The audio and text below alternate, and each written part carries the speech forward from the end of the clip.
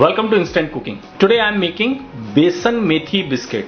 For this we need gram flour, melted butter, carom seed, salt to taste, baking powder, turmeric powder and fenugreek leaf and hot water.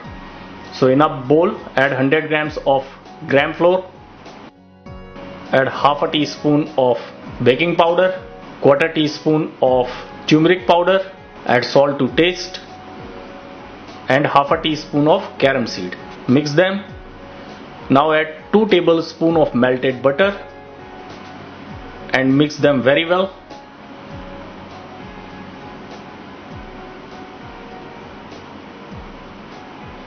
Use your finger and mix them.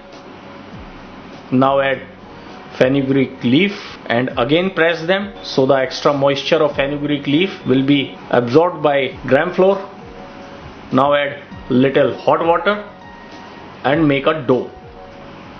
Now grease a plate, add this dough and gently press using your finger.